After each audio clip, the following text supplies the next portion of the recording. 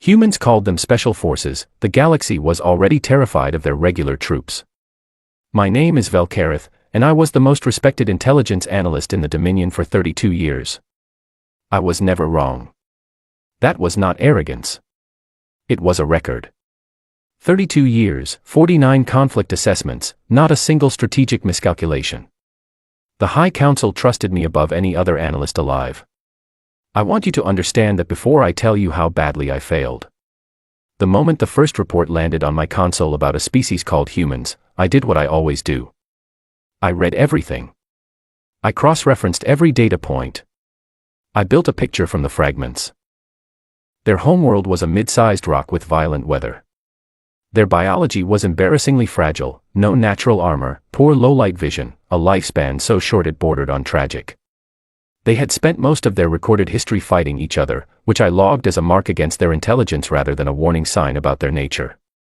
They had reached the stars barely 2 centuries ago. The Dominion had been among the stars for 4,000 years. My assessment was clean and confident, manageable. The first indication that I had missed something came at 17 minutes past the third watch cycle, when the Dominion battle group designated Spear Formation entered the Kepler's reach system. I was watching the feed from a relay station positioned 9 light minutes away. Commander Harveyland had 40 warships under his authority. The human presence in that system consisted of 1 frigate, 2 orbital defense platforms, and a colony of about 12,000 civilians. Harveyland broadcast a formal demand for surrender. It was standard procedure. Most species, when faced with 40 warships, begin negotiating within minutes. It is rational. There is no honor in destruction for its own sake. Even the most stubborn species in our records had accepted terms when the mathematics were this clear.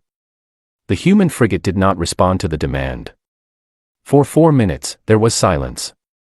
Then the frigate moved. Not away. Not sideways. Directly at the formation. I leaned closer to my console. I genuinely thought there had been a navigation malfunction. No rational commander would charge 40 warships with 1 frigate. The probability of survival was effectively 0. Harveyland must have thought the same thing, because his formation held its position. Perhaps he believed it was a bluff. Perhaps he was simply too surprised to react quickly enough. The frigate came in at full speed, broadcasting on every open frequency. I had the translation within seconds. The voice was female, steady, almost calm. Her name, she said, was Sergeant Major Danny Voss. She was not speaking to the Dominion fleet. She was speaking to the colony below. Kepler's reach defense, she said, this is Sergeant Major Danny Voss aboard the frigate Caraway. We are drawing fire. Hold your positions. Evacuation support is 12 minutes out. 12 minutes. Hold the line. The frigate drew fire. That is the only accurate way to describe what happened next. She flew her ship into the edge of the formation, forced Harveyland to split his attention and his targeting systems, absorbed damage that should have ended the engagement in seconds, and kept moving. The ship was coming apart around her crew. The whole readings on my display were catastrophic. And she kept broadcasting. Not distress signals. Status updates. Calm, professional, numbered status updates, as if she were filing a maintenance report rather than guiding a dying ship through the middle of an enemy fleet. 8 minutes in, a single dropship broke atmosphere from the surface. It was broadcasting a human emergency frequency so aggressively that it overloaded 3 of our listening arrays. It climbed directly through the debris of the engagement, took fire from 2 of our smaller ships, and landed in the colony's central plaza with smoke coming from its port engine. The dropship began loading civilians. Harveyland destroyed the Caraway at the 11-minute mark. The frigate came apart quietly, with no dramatic explosion, just a slow break along the spine and then nothing. I noted in my log that the crew had continued broadcasting until the moment the ship lost power. I noted it, then moved on, because at the time I thought it was simply a remarkable act of individual courage rather than a data point about an entire species. The colony fell. Harveyland secured Kepler's reach within the hour. But something had been activated during those 11 minutes. A deep space beacon, broadcasting on a frequency we had not flagged as military. By the time our signals team identified it, it had been transmitting for 9 minutes. Someone had been warned. A plan had been set in motion that I had not anticipated, because I had not known to look for it. I flagged this in my report. I noted the efficiency of the human response despite the loss. I noted that the frigate crew had almost certainly known from the first moment that they would not survive the engagement, and that they had proceeded anyway, and that I was uncertain how to model this in my predictive frameworks. I ended that particular section with a sentence I almost deleted because it seemed melodramatic. I left it in because it was accurate. I wrote, "These people do not fight to survive. They fight for each other." 3 days later, an intercepted communication came across my desk. It was a human military transmission, flagged as Priority Level 1, routed through their upper command structure to their forward elements. I had the translation team process it immediately. It read, "Priority Alpha. Kepler's reach has fallen. Contingency hammer is now active. Forward elements are authorized and en route. Note, all current deployments are regular Army assets only. Special Operations Forces are not authorized at this time." I read it 3 times. I filed it under ongoing monitoring. I noted the phrase, "Special Operations," with a small question mark in my personal log, then moved on to other matters. I thought nothing of it. That was my second mistake. The first was underestimating their regular army. The second, far more consequential one, was treating that footnote as a footnote. I did not yet understand that when humans say their special forces are not authorized at this time, they do not mean those forces are unavailable. They mean they are being saved. They mean the situation has not yet become serious enough to justify using them. They mean there is an entire category of human capability that functions as a final answer, held in reserve for the moment when all other answers have been tried and found insufficient. At the time of Kepler's reach, I thought I understood what humans were capable of. I had not seen anything yet. The Dominion High Council gave me a new assignment 2 weeks after Kepler's reach. They wanted me forward, embedded with the advance elements, observing, advising, reporting in real time. It was presented as an honor. I accepted because I was still confident, and confidence has a way of making invitations feel like opportunities rather than the things they sometimes actually are. The transport that carried me to the front was clean and fast, and the officer who met me at the forward command post was a senior strategist named Harvilan, the same commander who had taken Kepler's reach. He was pleased with himself in the way that commanders are pleased when they have won a quick and easy engagement. He poured me something warm to drink and told me that the humans would fold in 3 months. I did not disagree with him. I should have. The push into human space moved quickly at first. The Dominion fleet was 4,000 years more advanced in propulsion and long-range targeting. We held the void between star systems without much contest. Human ships were faster than expected and more maneuverable than our models predicted, but they were outgunned in every direct engagement. They did not try to win those engagements. They ran, they delayed, they extracted their people, and they fell back to prepared positions on the ground. This should have told me something. It told Harvilan nothing. The first ground engagement I personally observed was at a place the humans called Tharsis Ridge. It was a supply depot, heavily stocked, positioned on a high plateau with clear sightlines in 3 directions. Tactically, it was well chosen. The Dominion sent a ground force of roughly 1,200 soldiers to take it. The human garrison holding it numbered around 300. Standard doctrine for any rational species: when outnumbered 4 to 1 with no incoming relief, you negotiate. You preserve your people. You fight another day in better circumstances. The humans at Tharsis Ridge did not do this. What happened over the next 68 hours changed how I saw this entire conflict. Our forces hit them from the east slope at first light. The exchange lasted 40 minutes before our advance stalled. Not because the humans pushed us back, they didn't have the numbers, but because every time we thought a section of their line was collapsing, it somehow wasn't. Soldiers who should have been out of the fight were still fighting. Our medical advisors, watching the engagement feeds, noted that the human pain response appeared to be suppressed under combat conditions. They hypothesized a biochemical mechanism. I sat beside them watching the same feeds and wrote something different in my own notes. I wrote, "It is not suppressed. They are aware of the pain. They are choosing to continue anyway. There is a distinction, and it matters enormously." On the second day, our forces took out one of their armored vehicles with a direct hit from a heavy ground cannon. I watched the crew come out through the emergency hatch, 3 of them. The first one out was moving normally. The second one was moving slowly, clearly hurt. The third was not moving at all. The first soldier dragged the third out by the arm, got him to cover behind a broken section of perimeter wall, checked him over, and then, without pausing, stood up and rejoined the fight.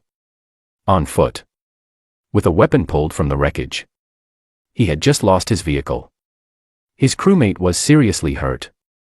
He had no armor and no cover. And he went back. Harveylin, watching from beside me, said, "They are irrational. It is a weakness we can exploit." I said nothing. But I was thinking, it is not a weakness. I do not know what it is, but it is not a weakness. The humans held Tharsis Ridge for 68 hours. They lost nearly half their number. When the relief convoy finally broke through from the western approach, the surviving soldiers did not celebrate. I watched them carefully, because I wanted to understand. They checked on each other. They inventoried what they had left. Then their senior officer, a man named Corporal Andrew Holt, who had somehow become the ranking soldier because everyone above him was gone, pulled up a map and immediately began asking the relief commander which objectives were next. They had just survived something that should not have been survivable. And they were already looking forward. I arranged, through Harveylin's cooperation, to speak with a prisoner. She was a human soldier named Carla Weiss, a private, captured when a flanking unit had cut off 3 fighters near the ridge's eastern approach. She had a bandaged arm and a calm expression, and she answered my questions with the patience of someone who had already decided how she felt about her situation. I asked her why the garrison had not accepted terms. She looked at me like I had asked her why water was wet. Because the people in that depot needed time to move the supplies, she said. We bought them the time. That's the job. I asked her if she had been afraid. She thought about it for a moment. Yes, she said. I asked her how she continued despite that. She was quiet for a few seconds. Then she said, because the person next to me was afraid too. And I wasn't going to leave them alone in that. I wrote it down word for word. I have read it many times since. It is still the most precise explanation of human military psychology I have ever encountered. They do not fight because they are not afraid. They fight because they will not let their fear be more important than the person beside them. This is not a trained behavior. It is a cultural default. They arrive at the battlefield already equipped with it. My report to the council was longer this time. More detailed. More urgent. I included the Tharsis Ridge numbers, the human loss rate, the hours held, the ratio of our casualties to theirs.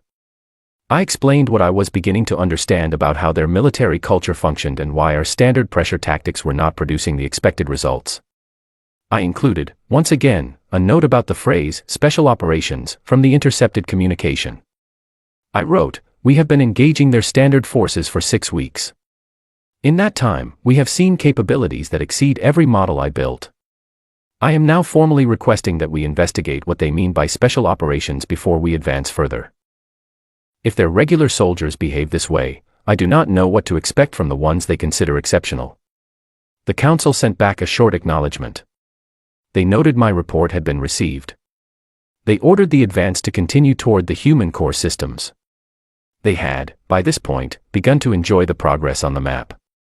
Maps are very clean. They do not show you the look in Carla Weiss's eyes. They do not show you Andrew Holt checking his next objective before the last one had even cooled. They do not show you what a 68-hour defense against overwhelming odds looks like from the inside. The council was watching a map. I was watching something else entirely.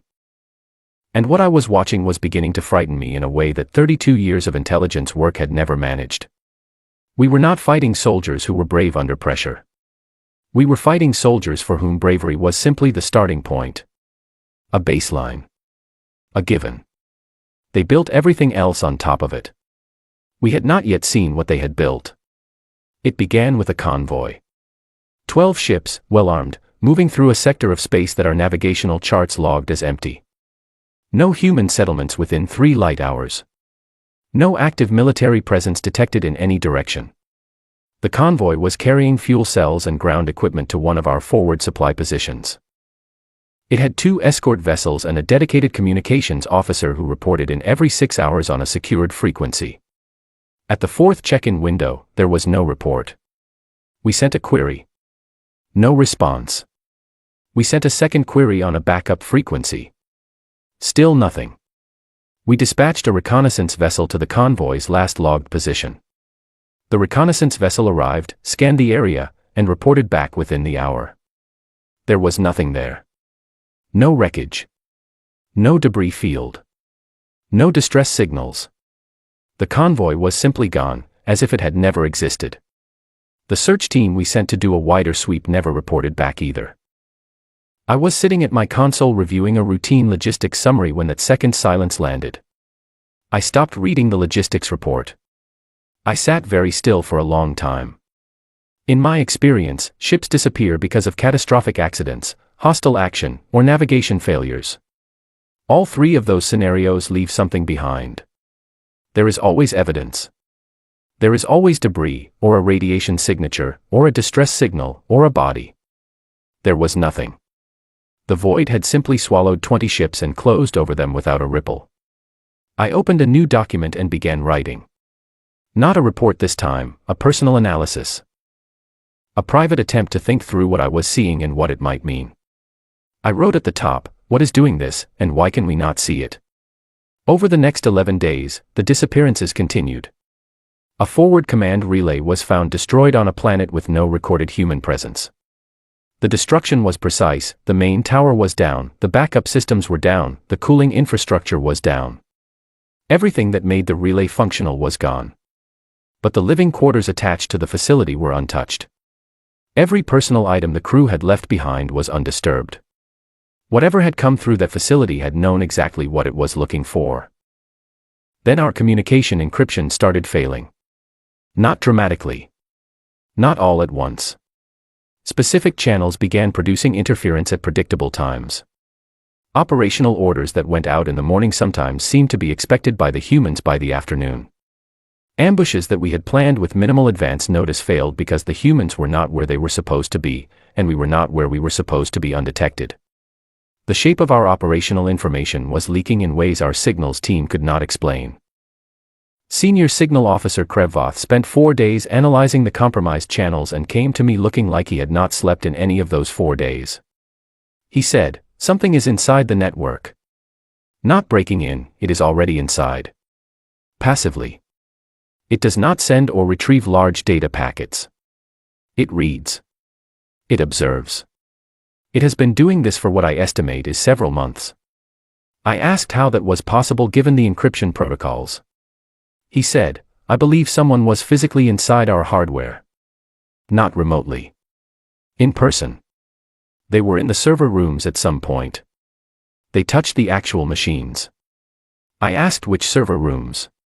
He listed 4 locations. 3 of them were on ships.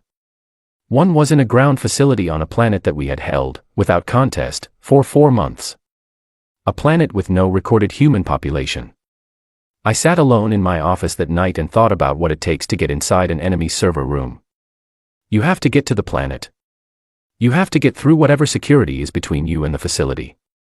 You have to find the right room, access the right machines, install whatever you have installed, and then get out again. And you have to do all of this without being seen, because if you are seen, the mission is over. And yet someone had done it. 4 times. On secured Dominion assets. Quietly, completely, without leaving a trace. Then came the general. His name was Senior Commander Fevmarek, and he was one of the most effective officers in the Dominion ground forces. He commanded a battle group of nearly 40,000 soldiers from a hardened bunker on a world we had fully secured, no active human presence, extensive perimeter monitoring, a personal security detail of 40 guards rotating in overlapping shifts. Access to his command center required 3 separate biometric clearances. They found him at his desk on a morning when his first security shift arrived for the daily briefing. He had not been hurt. There was no sign of forced entry anywhere in the facility. The perimeter monitors showed nothing unusual during the entire previous night. The security logs showed no unauthorized access at any checkpoint. On his desk was a folded piece of paper. Human-made, human writing. The translation officer handled it within minutes of discovery and brought the result directly to me, because by this point everyone in the command structure had started bringing unexplained human-related incidents to my desk. The note said, "We were here 3 weeks ago. We wanted you to know." I read it 4 times. I set it down. I picked it up and read it again. 3 weeks ago. They had been inside that bunker 3 weeks ago, and they had waited until now to leave a message. Not because they could not have left it earlier. Because they wanted us to know that they had been watching for 3 weeks before they chose to reveal themselves. They wanted us to understand the gap between what they could have done and what they chose to do. They wanted us to sit with that gap and feel its shape. I felt its shape. It was enormous. I went into the historical archives that evening, the human-accessible records, the cleaned and published histories, and I searched for every reference to their Special Operations Forces. What I found was a collection of accounts that read, individually, like remarkable stories of individual courage or clever tactics. Taken together, they formed a pattern I had missed entirely. These forces did not appear at the beginning of conflicts. They appeared after the conflict had already developed. After the regular forces had established the shape of the war, defined the front lines, and identified the problems that conventional approaches could not solve. Then, and only then, these particular units were deployed, not to fight the war, but to change its conditions. To remove a capability, or a commander, or a piece of infrastructure that, without their intervention, could not be reached. They did not win battles. They changed what battles were possible. I went back to the first intercepted message from Kepler's Reach. Special Operations Forces are not authorized at this time. I had read that as meaning, not needed yet. I now understood it differently. It meant, the situation has not yet reached the threshold that justifies their deployment. Regular forces are sufficient for this phase. We are watching. When the right moment comes, we will send them. The war had been running for 19 months. Our advance had slowed. Our supply lines were degrading. Our communication security was compromised. Our senior commander had received a note on his desk from people who had been invisible inside his most secure facility for 3 weeks. The threshold had apparently been reached. I wrote what I considered to be my most important report that night. I said everything I have just described to you. I laid it out clearly, with evidence, with the timeline, with the pattern. I ended it with a sentence that I chose very carefully. I wrote, "We have not yet engaged the soldiers that humans consider exceptional. Everything we have fought until this point, the defenders of Kepler's Reach, the garrison at Tharsis Ridge, every ground unit and fleet element we have faced, those are their ordinary soldiers. They're standard. They're average. I am not able to model, with any confidence, what comes next. I am formally recommending that we seek to open ceasefire negotiations before the situation changes further." The Council's response came within 6 hours. It said, "Analyst Velkareth has demonstrated signs of significant stress and diminished analytical objectivity. He is hereby reassigned to rear echelon advisory duties pending a full psychological evaluation. His report has been received and filed. The advance continues as planned." I packed my materials into a carry case and moved to the rear. I was angry, for a time. Then I was frightened. And then, when the real news started arriving, I was something much quieter than either of those things. I was waiting. Because I already knew what was coming.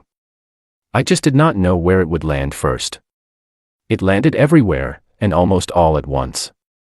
I am going to tell you about an operation. I am going to tell you about it the way I pieced it together afterward, from interviews and security logs and forensic analysis reports, because I was not there and no one who was there saw all of it. What I can tell you is the result: the Dominion Fleet Coordination Array on Velsor Prime, a structure the size of a small city, hardened against orbital bombardment, protected by 300 meters of reinforced casing, defended by 400 elite guards, and backed by redundant security systems that had never in their operational history produced a single false alarm, stopped working. It did not malfunction. It was destroyed from the inside. And we had no idea it was happening until it was already done. 6 people did it. Let me tell you how I know it was 6. A commercial cargo freighter named the Alcott registered at Velsor Prime's orbital station 7 weeks before the array went dark. It carried a legitimate cargo manifest, a crew of 6, and documentation that passed every check our station security ran. The crew came aboard. They loaded a consignment of agricultural equipment. They went through biometric screening at 3 separate checkpoints. They departed 14 hours after arrival, logs clean, nothing flagged. At some point during those 14 hours, 6 people who were not the Alcott's crew did not leave with the ship. I know this because the forensic team found evidence of occupancy in a maintenance crawl space running along the lower level of the station's eastern docking arm. The space was 1.5 meters high, about 60 centimeters wide, and ran for roughly 400 meters before connecting to the station's service infrastructure, which connected to the array's lower access points. It was not a comfortable space. It was not a space anyone was meant to occupy for extended periods. There were no lights in it, no temperature regulation, and no room to stand. The 6 people who had entered it stayed there for 18 days. Our forensic team found the wrappers from compressed ration packs, counted and sorted. They found evidence of a sleeping rotation, though how exactly 6 people slept in shifts in a 60-centimeter wide passage without making sounds that triggered the acoustic sensors in the adjacent corridor, our technical analysts could not fully explain. They found a strip of cloth that had been used as a bandage, tied and retied multiple times. Someone had been injured at some point during those 18 days and had dealt with it quietly and continued. After 18 days, they moved. I reconstructed the path they took from the security camera logs, which is a strange thing to say, because the cameras showed nothing. What I mean is that I reconstructed their path from the cameras that malfunctioned, or that went briefly offline, or that simply showed an empty corridor for longer than the motion detection logs suggested should have been the case. I built the route from the gaps. 400 meters of crawl space. 3 access hatches. 2 maintenance corridors. 1 service elevator that technically required a command-level access code but apparently did not require one that night. They entered the array's lower service level at approximately 2 in the morning, station time. The array was staffed overnight by a security rotation of 40 guards on the lower levels, with the heavier complement on the upper operational floor and the main access points. The 40 lower-level guards had their shift assignments, their patrol routes, their check-in windows with the central station. All 40 of them completed their shifts without incident. None of them raised an alarm. Only 3 of them, when interviewed afterward by our investigation team, had any unusual experience to report. One said he had felt, briefly, that he was not alone in the junction between Corridor 7 and the service bay, but when he turned around the corridor was empty. Another said the lights in the equipment room he was responsible for had flickered twice during his patrol, which had never happened before. The third said only that the night had felt longer than usual, which he attributed to low staffing in the break room and a poor night's sleep the previous evening. That was it. 40 guards. And that was the full sum of their unusual experiences. The array itself was the target. Not the people. Not the facility. The array. The 6 operators spent, by our best estimate, 4 hours inside the lower service level before reaching the 3 main power routing junctions. Those junctions fed everything: the coordination systems, the backup coordination systems, the emergency backup coordination systems, and the remote failover connection to the secondary array in orbit. They were not merely the heart of the system. They were every redundancy built to protect the heart. The 6 operators did not bring explosives. They did not need to. What they brought was a technical understanding of the array's architecture so precise that they were able to use the system's own components to cause a cascade failure that our engineering team, looking at the aftermath, initially refused to believe was deliberate. They thought it was an equipment malfunction. An incredibly unlikely combination of simultaneous equipment failures, but a malfunction. It took our lead engineer 2 days of analysis to conclude that no malfunction produces that specific pattern. It had to be intentional.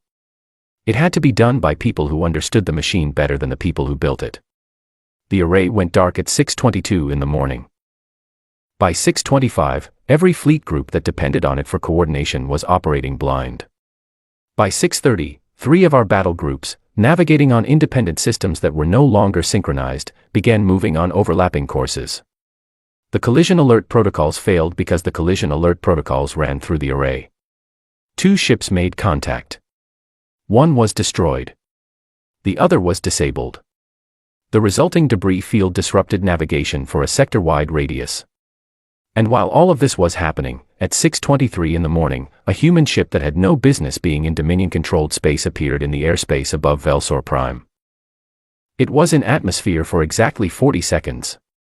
It recovered something, or someone, from a location on the surface, well away from any Dominion installation. And then it was gone. 40 seconds. I want you to understand what kind of planning produces a 40-second extraction. You have to know the patrol schedules of every ship in the area. You have to know the timing of the array's failure well enough that you can calculate the window of sensor disruption it will cause. You have to have a team on the ground who can reach the extraction point in the right window, after completing their objective, on schedule. You have to have a pilot willing to bring a ship into enemy-controlled airspace, in atmosphere, at exactly the right moment, on the assumption that everything has gone correctly. Every piece of that plan had to work. All of it, in sequence, with no margin for delay. The forensic team filed their report 3 weeks after the event. I read it in my rear echelon office, where I had been sitting with very little to do. At the end of the report, listed as a minor addendum, was a note from the investigator who had processed the crawlspace where the team had lived for 18 days. She had found something on the wall. Not scratched in with a tool, written carefully, in ink, using a small marker. 6 names in human script. Below the names, a date, the day they had entered the crawlspace. And below the date, 6 words. See you on the other side. I read that note in my office and I sat with it for a long time. 6 people had written their names on a wall in a dark, narrow space where no one was ever supposed to look, and they had said goodbye to themselves or to each other or to whatever version of this world exists before a thing is done, and then they had gone out and done it. Without the array, our fleet coordination collapsed. Without fleet coordination, our battle groups could not synchronize. Without synchronization, 3 months of careful operational planning came apart in a matter of hours. And the human regular army, those same soldiers who had held Tharsis Ridge, who had charged our formation with a single frigate, who had refused to accept terms they could not accept without abandoning the people they had come to protect, those soldiers stopped defending and went forward. The advance that Harveylin had been so proud of reversed in 6 weeks. 6 weeks. After 19 months of struggle, 6 weeks. I thought about that a great deal in the weeks that followed. 6 people had moved the whole weight of a 19-month war by removing the one thing that could not be replaced by any other means. The regular army had bought 19 months of time. 6 operators had spent that time like a currency, and they had bought something irreplaceable with it. I never found out whether all 6 of them made it back. The human records are not specific, and when I later had the opportunity to ask, I received polite deflections. I have chosen, since then, to believe they all survived. It may not be accurate. But it is the belief I can live with, and at my age, that is a valid criteria for choosing what to believe. It has been 4 years since the armistice was signed in the conference hall on a neutral station between human and Dominion space. I am writing this final assessment not because the Council asked me to, though they did ask, but because I believe it is the most important document I will produce in my career, and I intend to produce it correctly. This is what I know now that I did not know before the war. Humanity's regular armed forces are built on a foundation that most galactic species have never attempted to construct, the deliberate cultivation of voluntary sacrifice. Every soldier who serves in their military has chosen to be there. Not compelled, not conscripted, not economically maneuvered into a corner, chosen, with full knowledge of what service means. They know they may be asked to do things that are dangerous. They accept this in advance. And having accepted it, they do not revisit the decision when the situation becomes hard. This produces soldiers with a quality I spent years cataloging as stubbornness and have since recategorized as something much more precise, commitment made in advance, so that in the moment itself there is nothing to decide. The soldiers at Tharsis Ridge did not make a choice, in any moment of that 68-hour defense, to keep going. They had already made that choice. They were simply living inside a decision that was already finished. That is a significant advantage. It is not one I expected. Their special operations forces are something built on top of this foundation, refined further, shaped by a selection process I have spent considerable effort researching. The humans have many of these units. They have different names, different histories, different areas of specialization. But they share certain characteristics that I believe explain what happened at Velsor Prime. The first characteristic is patience. Not the patience of waiting for something to happen, but the patience of choosing not to act until the precise moment when action will matter most. The operators who spent 18 days in that crawlspace did not move early because moving early would have been easier. They waited until their timing was exact. They understood that the discomfort of waiting was a price worth paying for the precision of outcome. The second characteristic is what I can only describe as clarity of purpose. In the Dominion military, as in the militaries of most species I have studied, soldiers fight for a combination of loyalty to their government, self-preservation, and whatever ideological framework their training has installed. This mixture is complicated. Under pressure, the components can conflict. When self-preservation is in tension with loyalty, soldiers sometimes choose self-preservation. When ideology conflicts with reality, soldiers sometimes update their ideology. Human special operators do not seem to experience this conflict in the same way. They fight for the people beside them and for the people they have been sent to protect. Full stop. The mission exists to serve those people, and they serve the mission. There is no internal negotiation. When Sergeant Major Danny Voss flew the Caraway into our formation, she had resolved any personal conflict in advance. Her crew had resolved it. The math was already done. The third characteristic is invisibility, not a technology, not a device, but a discipline. They are trained to be unnoticed. Not merely quiet. Not merely small. Genuinely, comprehensively unnoticed. The guards at Velsor Prime were not incompetent. They were well-trained, alert, and professional. And yet 6 humans lived within their perimeter for 18 days and walked among their security systems for 4 hours and left without a single confirmed detection. This is not luck. This is a skill developed over years of the most demanding training any species in the galactic record has applied to its soldiers. I have read their training records, the parts that are not classified. I am told the classified parts are more demanding than the parts one was permitted to read. I believe this. Now I want to tell you about the day the human delegation arrived for the armistice talks, because it is the moment that completed my understanding of everything I had observed. They arrived on a civilian transport. Clean, unassuming, appropriately dressed for a diplomatic occasion. There were 11 of them, 6 diplomats, 3 aides, 2 communications staff. They came through the docking bay and into the conference wing with the ease of people who had done this before, or who were very good at pretending they had. The lead negotiator was a woman named Helen Grant. She was mid-50s, precise in her language, generous with her patience during disagreements. She had a habit of listening to an entire argument before responding, which made her very difficult to talk past. The Dominion delegation found her frustrating in the way that all diplomats find someone frustrating when that person simply refuses to be maneuvered. I observed the talks in an advisory capacity. I had no authority in the proceedings. I was there because the council wanted an analyst present and had realized, somewhat late, that I was the one person in their service who actually understood what they were negotiating with. On the third day, during a recess, I was standing near the corridor that led back to the delegation's waiting area. Helen Grant and her aide were walking past. They were speaking quietly, and I was positioned close enough to hear, and I spoke enough of their language by then to understand without a translation delay.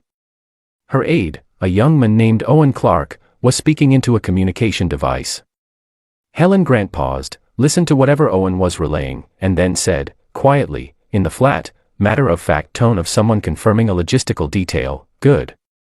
Send word to the forward element. Tell them to hold position. If we get a signature today, they stand down.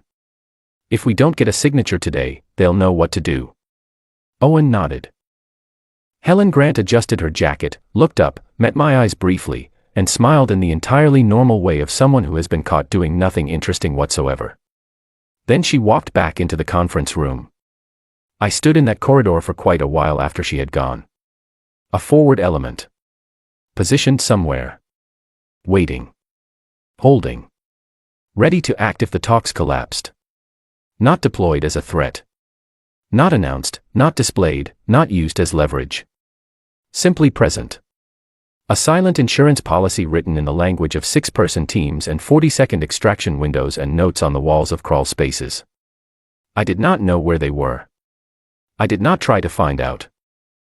I made a deliberate choice, in that corridor, to file the information under confirmed and irrelevant, because the talks were going to succeed. I was certain of that, and because even if I found the forward element's position, I did not want to know the answer to the question that would immediately follow: how long had they been there? the armistice was signed that afternoon. Helen Grant signed her name in clear, practiced letters and set the pen down and shook hands with the Dominion lead negotiator with the particular warmth of someone who has just concluded a very difficult negotiation successfully and is genuinely glad it is over. Her delegation celebrated in a restrained way, the way of people for whom celebration is appropriate but excess is not. I wrote my final report that evening. I wrote about everything in these pages: the Caraway, Tharsis Ridge, the disappearing convoy, the general's note, the crawlspace, the array, the 40-second window. I wrote about Helen Grant and Owen Clark and the forward element that had been waiting somewhere, patient and ready and unseen. And then I wrote my recommendation. I told the Council that humanity should be offered full membership in the Galactic Council. I told them that humanity should be offered an alliance, a genuine one, with mutual defense obligations on both sides. I told them this not because I had grown sentimental about the species that had just defeated us, but because the strategic calculation was simple: humanity with grievances is a variable that cannot be modeled with any confidence, and I had already made the mistake of modeling them with overconfidence once, and I was not willing to make that mistake again. I told them that what the galaxy had seen from humanity so far, the campaigns, the engagements, the special operations, all of it, was humanity choosing to respond proportionally. To do what the situation required and nothing beyond it. They had not pursued us into our home systems. They had not sought to end the Dominion. They had fought to make the war stop, not to determine what came after. This is a discipline. It is a choice. And it speaks well of them. But it is not a permanent commitment. It is the behavior of a species that has decided, for now, that restraint is in everyone's interest, including their own. That calculation can change. And a species capable of producing 6 people who will live in a maintenance crawlspace for 18 days and then walk through a secured installation undetected, a species whose ordinary soldiers hold positions for 68 hours against 4-to-1 odds because the person beside them needs them to, a species whose pilots will fly a damaged ship into the center of an enemy formation because someone has to buy 11 minutes, that species should be on our side. It should always be on our side. The Council approved the membership offer. The alliance was formalized the following year. Helen Grant attended the ceremony. She shook my hand at the reception afterward and said she had heard I was the one who had pushed for the alliance recommendation. She said she appreciated it. I told her I had simply done my job, which was to analyze the situation accurately. She looked at me for a moment with an expression I had difficulty reading, and then she said, "You know, most people need a war to figure out when they've underestimated someone. I'm glad you figured it out before the second one started." She moved on to the next conversation, because she was a diplomat and there were always more conversations to have. I stood with my drink and thought about what she had said for a long time. I went home that night and opened my personal log, the one I have kept for 32 years, the one with my private notes and my quiet admissions of uncertainty. I turned to a new page. I wrote one entry. I spent 12 cycles studying humans and I was wrong about everything that mattered. I have decided, in whatever time remains to me, to be grateful for one thing specifically: they are the kind of people who accept a peace offer. That is not a small thing. That is, in fact, the only thing that ultimately mattered. I closed the log. I turned off the light. And for the first time in 4 years, I slept without the particular anxiety that comes from knowing something enormous is approaching that you cannot stop and cannot see. Whatever comes next, we are not their enemy. We are their neighbors. And I intend to spend the rest of my career making sure the distinction between those two things is something no analyst in this Dominion ever has to relearn the hard way again. I have a feeling humans would appreciate that. I also have a feeling they would never entirely trust that the lesson had stuck. And honestly, given their history with us, that is entirely fair.